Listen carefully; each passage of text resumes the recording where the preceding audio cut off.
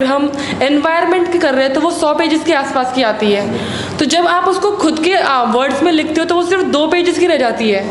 आई think prelims के time पे ये चीज़ को रिवाइज करना, रीड करना again and again, it becomes a very easy task. और अगर पहला अटैम्प्ट दे रहे हो तो consider that as your first serious attempt, क्योंकि अपना अटैम्प्ट वेस्ट मत करिए, क्योंकि वो एक टैग लग जाता है सेकेंड अटैम्प्ट, थर्ड अटैम्प्ट का, राइट।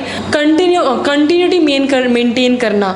बच्चे क्या होते हैं कि एक दिन पढ़ लिया, फिर एक दिन वेस्ट कर दिया, फिर एक दिन पढ़ लिया, फिर सोचा कि एक दिन वेस्ट कर लेते हैं। Do not do that. Hello everyone, welcome to Aspirant Live. अभी हमारे साथ हैं वंदना मीना मैम, जिनका भी हाल में जो 2021 में यूपीएससी सीएससी का रिजल्ट आया था, मैम का 331 रैंक के साथ सिलेक्शन हुआ है। तो इस वीडियो में मैम से डिस्कस करते हैं कि मैम ने कैसे स्ट्रेटजी बनाई प्रीलिम्स की, मैम का ये दूसरा अटैम्प्ट था, और कैसे मेंस के लिए स्ट्रेटजी बनाई, करंट अफेयर कहाँ से पढ़ा, ऐसी तमाम प्रकार की बातें तो आज हम इस वीडियो में कवर करेंगे। अगर आप चैनल पर नए तो चैनल को सब्सक्राइब कीजिए, वीडियो को लाइक कीजिए एंड शेयर कीजिए।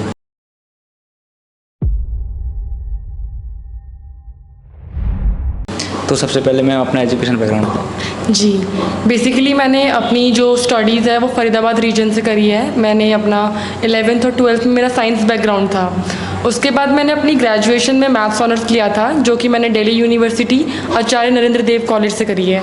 उसके बाद I started preparing for the UPSC. जी, तो मैम यूपीएससी की देखा जाए तो काफ़ी लॉन्ग जर्नी है, तो आपको कहाँ से आइडिया आया, किसी ने आपको गाइड किया कि आप पढ़ने में अच्छे हो या जो भी आपको यूपीएससी प्रिपरेशन में जाना चाहिए? जी, बेसिकली जो आइडिया था और एडवाइस थी मेरे फादर की थी। उनको लगा कि मैं यूपीएससी कर सकती हूँ, और आई थिंक सिर्फ उनको ही लगा कि मैं यूपीएससी कर सकती हूँ। मुझे ऐसा अब क्लियर करने के बाद भी ऐसा लगता है कि ओके मेरा हो गया है। मुझे ऐसा कभी भी नहीं लगा कि मैं कर पाऊँगी, बट मेरे फादर का ही बिलीव था मेरे ऊपर कि हाँ ये कर सकती है। उन्होंने ही एडवाइस दिया और मैंने उनकी एडवाइस को फॉलो किया। जी मैम, जब आपने फर्स्ट अटैम्प्ट दिया तो कितने दिन प्रिपरेशन करने के बाद दे दिया था? सर बेसिकली कोई भी हम अटैम्प्ट देते हैं तो वो एक साइकिल में रख के देते हैं। तो फर्स्ट अटैम्प्ट जनरली ये होता है कि हम सोचे समझे बिना दे देते हैं। उसके बाद जो मेन होता है सेकंड अटैम्प्ट जो होता है उसमें हम टाइम देते हैं। तो मोस्टली 1 साल की प्रिपरेशन चाहिए होती है उसके लिए। तो मैम जैसे कि जो काफ़ी स्टूडेंट होते हैं तो एज देखने के लिए हम देख लेते हैं कैसा पेपर आता है, फर्स्ट अटैम्प्ट दे देते हैं, तो क्या लगता है देना चाहिए नहीं कि जब तक फुल कंप्लीट जब प्रिपरेशन हो जाए तब देना चाहिए? आई थिंक ये मैं आपको एडवाइस करना चाहूँगी कि अगर पहला अटैम्प्ट दे रहे हो तो consider that as your first serious attempt, क्योंकि अपना अटैम्प्ट वेस्ट मत करिए, क्योंकि वो एक टैग लग जाता है सेकेंड अटैम्प्ट, थर्ड अटैम्प्ट का, राइट। और अगर आपको ट्राई ही करना है तो try with the previous year questions, उनको पूरा उनका निकालिए, उनका जो PDF है वो निकालिए, वो खुद से सॉल्व करिए।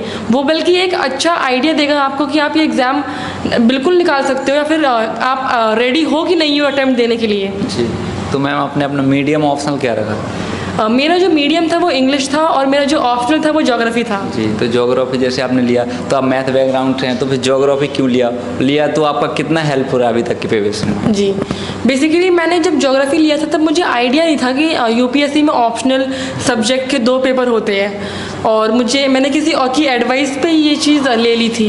बट जब मैंने ज्योग्राफी का ले लिया after selecting my geography as my optional, मैंने उसमें काफ़ी अपनी मेहनत करी, काफ़ी अपना टाइम इन्वेस्ट किया है मैंने उसमें, और आई थिंक उसी के रिज़ल्ट की वजह से आज मैं यहाँ पे हूँ।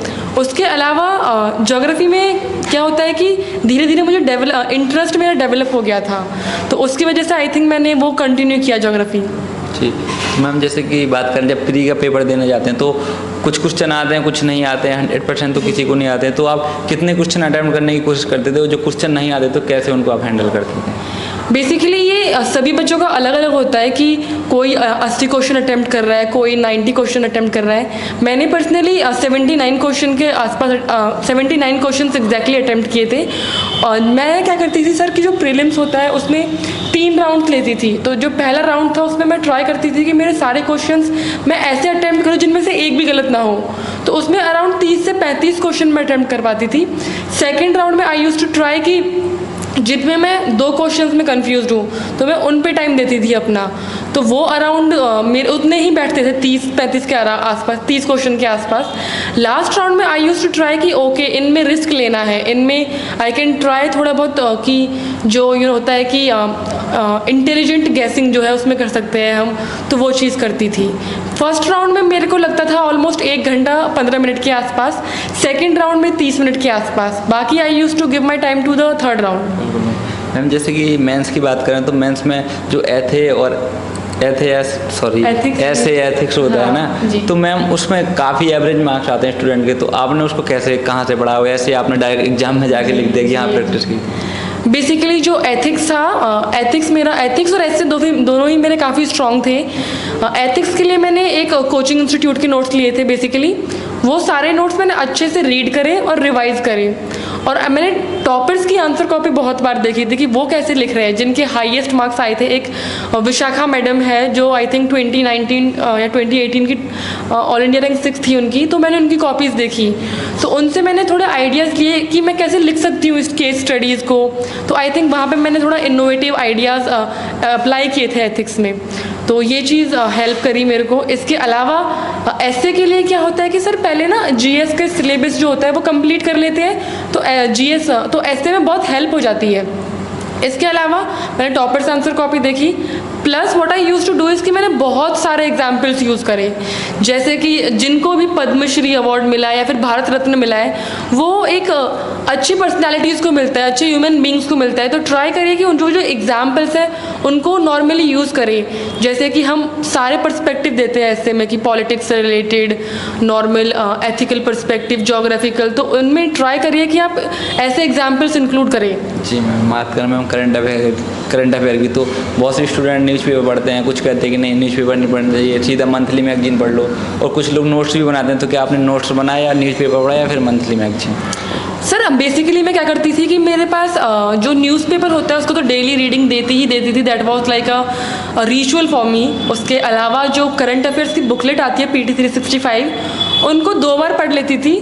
2 बार पढ़ने के बाद मैं क्या करती थी कि उसमें से कुछ इम्पॉर्टेंट पॉइंट्स निकाल के मैं अपनी एक सेपरेट नोटबुक में लिख लेती थी। तो पूरी एक जो PT 365 मान लीजिए अगर हम एनवायरनमेंट की कर रहे हैं तो वो 100 पेजेस के आसपास की आती है। तो जब आप उसको खुद के वर्ड्स में लिखते हो तो वो सिर्फ 2 पेजेस की रह जाती है। आई थिंक प्रीलिम्स के टाइम पे ये चीज़ को रिवाइज करना, रीड करना again and again, it becomes a very easy task, और पूरा जो प्रेशर है प्रीलिम्स का वो बहुत कम हो जाता है। आपने शॉर्ट्स नोट बनाए थे मैम? जी बिल्कुल, मैंने पेन और पेपर का बहुत इस्तेमाल किया है और शॉर्ट नोट्स मैंने काफ़ी बनाए थे। जी, बात करें मैम रिवीजन की, तो क्योंकि लगातार पढ़ते जाते हैं तो पीछे का भूलता जाता है, वो एक काफ़ी टाइम लगता है यूपीएससी में। तो रिवीजन आप डेली करते थे या वीकली या फिर मंथली, कैसे करते थे? सर एक बार क्या होता है कि अगर आपके रिसोर्सेज लिमिटेड हैं, एक तो मेरा ये चीज़ फ़ायदा था कि मैं घर पे रह के प्रिपरेशन कर रही थी, तो मेरे पास रिसोर्सेज जो थे वो या तो मैं उन तक पहुंच नहीं सकती थी, एक्सेसिबिलिटी वॉज लो रिसोर्सेज के रिगार्डिंग मेरी, तो मेरे पास जितने भी रिसोर्सेज थे मेरे पास लिमिटेड थे। एक तो ये चीज़ थी। दूसरी, जब रिसोर्सेज लिमिटेड होते हैं तो हम क्या करते हैं, उनको ही बार बार पढ़ते हैं। एक बार ही पढ़ लिया आपने, आपको समझ में आ गया कि इस बुक में ये चीज़ है, तो अब आपका काम क्या है, उसको रिवाइज करना, बार बार रिवाइज करना। तो अगर आप एक महीने में 2-3 बुक्स रिवाइज कर रहे हो तो अगले महीने में दोबारा वो चीज़ रिपीट करिए। And this is what the UPSC journey है, इसकी हर चीज़ को रिवाइज करते रहना है, वही चीज़ रिपीट होती रहेगी। बिल्कुल मैम, जैसे कि आपने सोचा होगा कि जब मैं एक IAS बन जाऊँगी या जो भी आपको पद मिलता, तो आपने क्या समाज में देखा कि मैं इसको सुधारना चाहूँ?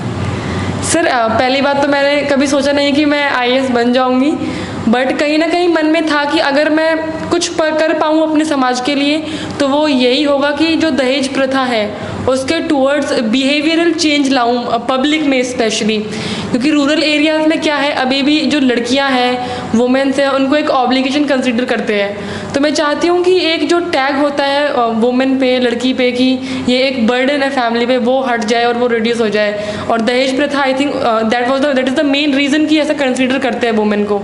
तो मैं चाहूँगी कि मैं इस चीज़ के टूवर्ड्स काम करूँ। जी मैम, आपने इतने प्रिपरेशन में टाइम दिया, आपका सिलेक्शन हो गया, तो आपने कुछ ऐसी चीज़ों को नोटिस किया होगा कि स्टूडेंट ये गलतियाँ करते हैं, गलतियाँ नहीं करनी चाहिए, आपने भी कुछ गलतियाँ की होंगी, फिर उनको सुधारा होगा, तो क्या ऐसी गलतियाँ नहीं करनी चाहिए? बेसिकली हर टॉपर ये बताते हैं कि रिसोर्सेज लिमिटेड रखिए, बट मैंने जो देखा है स्टूडेंट्स में वो ये है कि वो रिसोर्सेज की तरफ भागते हैं even after listening to the toppers. तो ये चीज़ प्लीज़ मत करिए। जितने भी रिसोर्सेज आपने सोच लिया है कि ये करना है, तो उनको वेल डिफाइंड पर्सपेक्टिव से देखिए कि हाँ सिर्फ यही करूँगा मैं या करूँगी, इसके अलावा मैं और कुछ नहीं करूँगी। और इस दूसरी चीज़ ये है कि कंटिन्यूटी मेंटेन करना। बच्चे क्या होते हैं कि एक दिन पढ़ लिया, फिर एक दिन वेस्ट कर दिया, फिर एक दिन पढ़ लिया, फिर सोचा कि एक दिन वेस्ट कर लेते हैं। Do not do that. UPSC में सबसे ज़्यादा चीज़ जो रिक्वायर होती है वो यही होता है कि आप कंटिन्यूटी मेंटेन कर रहे हो। कंटिन्यूटी मेंटेन डेली बेसिस पे पढ़ना है। भले ही से आप एक दिन कम पढ़ रहे हो, एक दिन आपने 10 घंटे पढ़ा, अगले दिन आपका पढ़ने का मन नहीं है तो उस दिन 6 घंटे पढ़ लीजिए। इतना आपको कंटिन्यूटी मेंटेन करना ही है यूपीएससी में। और इसके अलावा आई थिंक ये 2 मेन चीज़ें हैं। Okay ma'am, thank you. Thank you.